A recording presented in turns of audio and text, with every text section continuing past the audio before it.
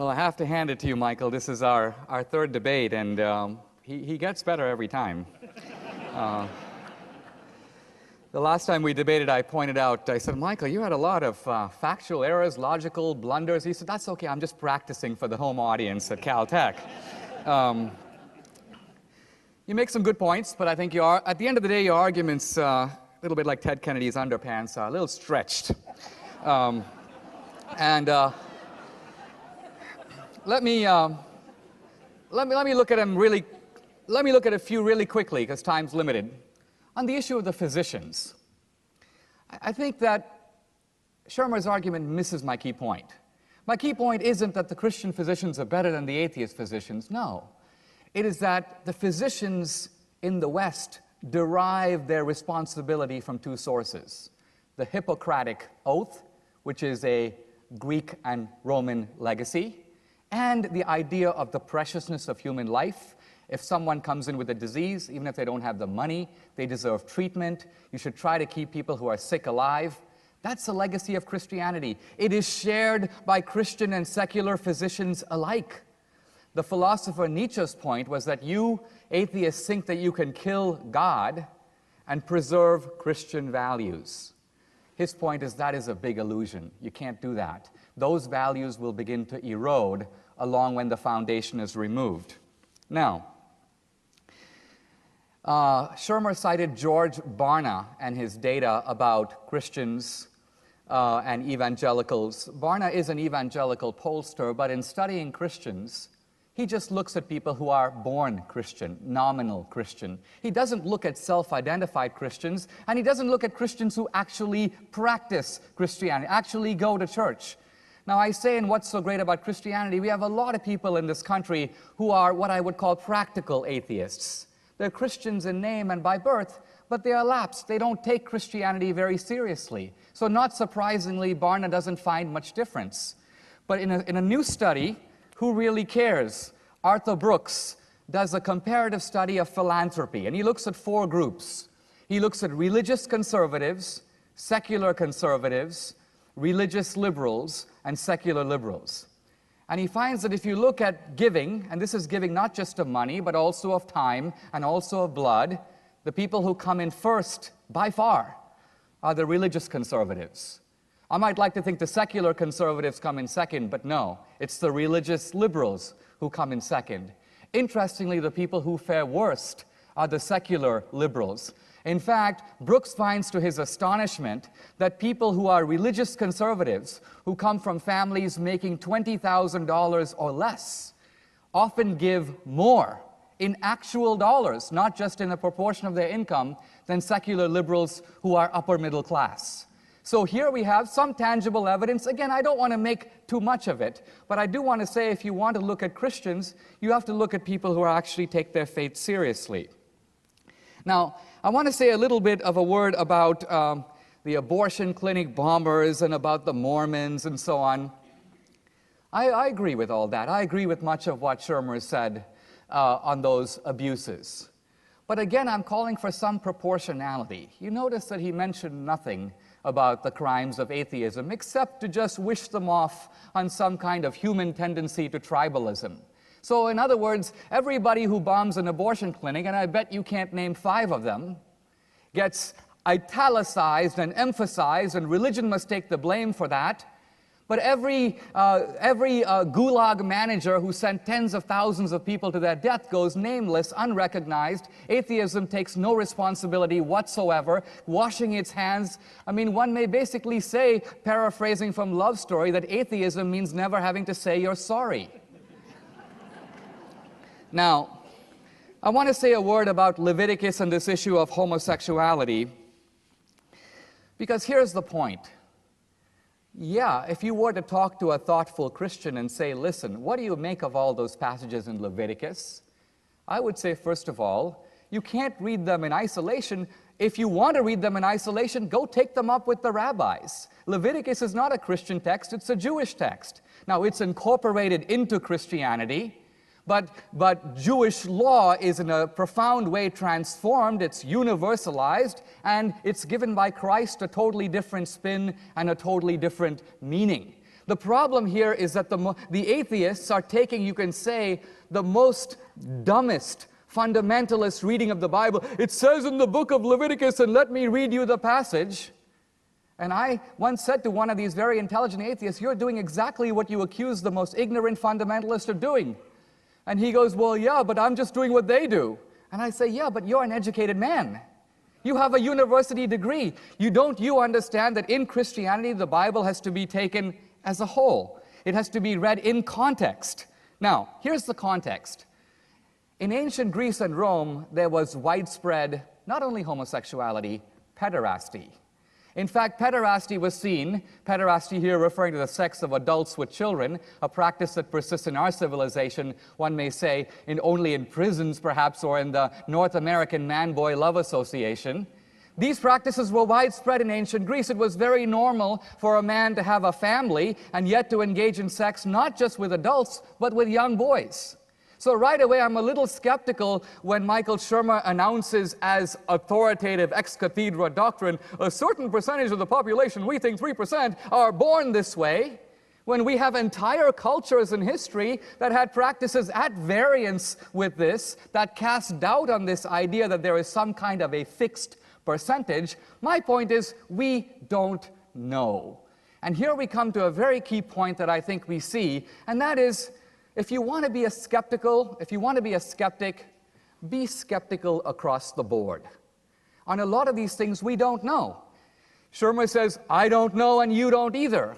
I agree totally with that sentiment. In fact, if somebody asked me about God, do you know that God exists? I would say no. I believe in God, but belief is not the same thing as knowledge. For example, I wouldn't say, I believe in my brother. I don't believe in my brother, I know the guy. You believe when you don't know.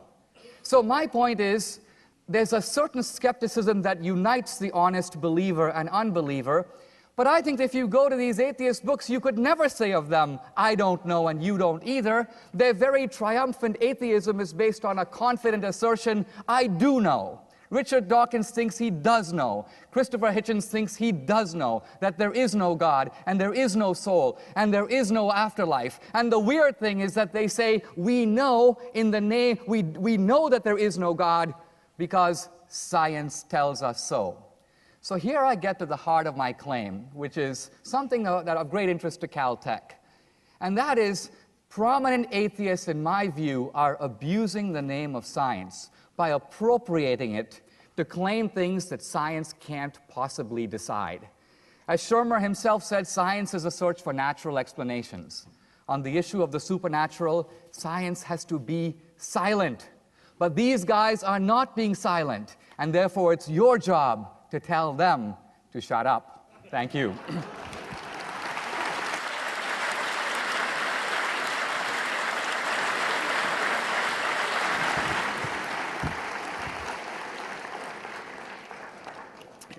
You're getting better, Dinesh, with practice. It's good. Maybe we'll take it on the road. When I was in college, G. Gordon Liddy and Timothy Leary came to Pepperdine and did their show, which was quite amusing. On this business of the atheism and theism, I don't think people kill in the name of atheism or theism as a general concept. People kill over very specific things. So to make that argument that we have to take account of Stalin and Hitler if we're going to make you take account of the Inquisition, and we'll just do a body count. I think this misses the deeper point. The American War for Independence was between two theistic nations, just as the American Civil War was a huge war between two theistic nations, resulting in 600,000 dead. The 100 Years' War, the 30 Years' War, even World War I was a war between, let's just take France and Germany, both Christian nations, Protestants and Catholics killing Protestants and Catholics, 14 million dead. I can assure you that if Torquemada had gas chambers and in a larger population to wipe out, it would have happened. Even World War II, often portrayed as this sort of atheistic war. Actually, the main aggressors were religious nations. Japan and its Shinto god emperor and war leader Mussolini, the Catholic, and even in Germany, which was filled with both Protestants and Catholics who voted Hitler into power democratically. So to say that, in fact, this was an atheist account, of course, is ridiculous. And in a way, I suppose, he said, if you want to read the Communist Manifesto, well, Marxism and Stalinism is a kind of religion. So it's not like they were in favor of atheism. They just wanted to replace the religion that was in their way for grabbing power, because back to our nature, we're xenophobic and tribal, and that's the dark side. And so people will simply do that in the name of anything. And religion just happens to be a really good thing to do it in the name of, but it's not the only one. As for this business of Leviticus and picking and choosing passages, well, of course, but that's, we're debating, so. And you may say, oh, that's the Old Testament. Yeah, then why don't you just dump the Old Testament entirely and just have the New Testament? But of course, it's easy to pick and choose a few things out of the New Testament as well.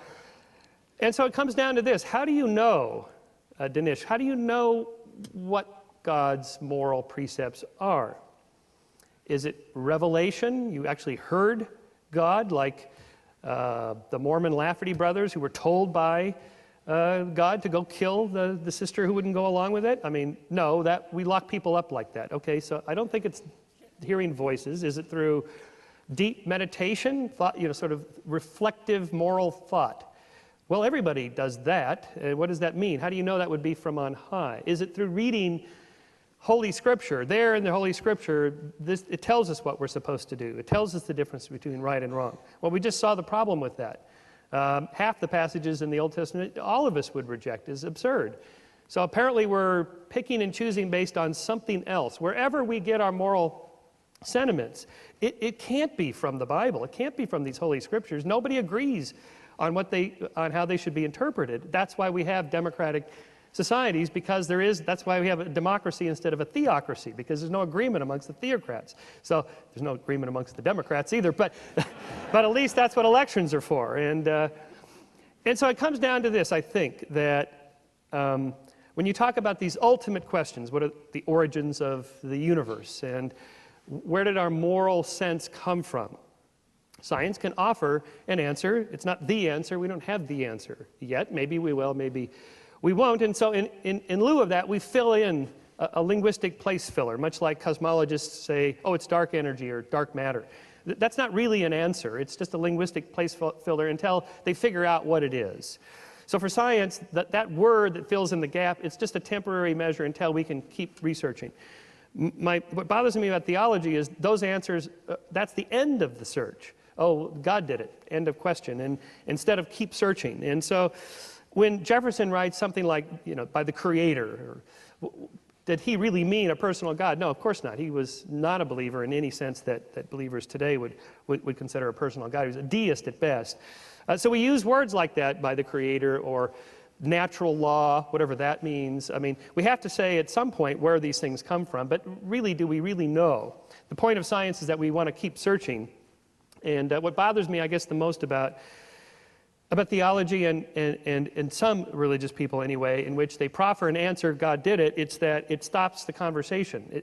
And again, I would go back to where I began, that how would you know that was the source, that God did it? What would be the criteria to distinguish between a natural intervention and a supernatural one? How would we possibly know? If we encountered extraterrestrials of considerable advanced power who were able to construct cells with replicating molecules and so forth in complex life forms, well, we would say, wow, they're really smart. They're really good genetic engineers, but would we attribute to them a deity status?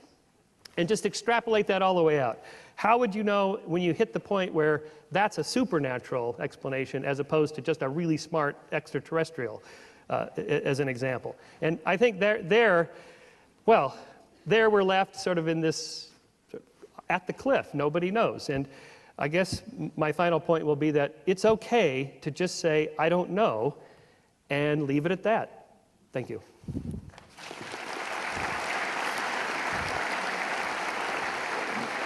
So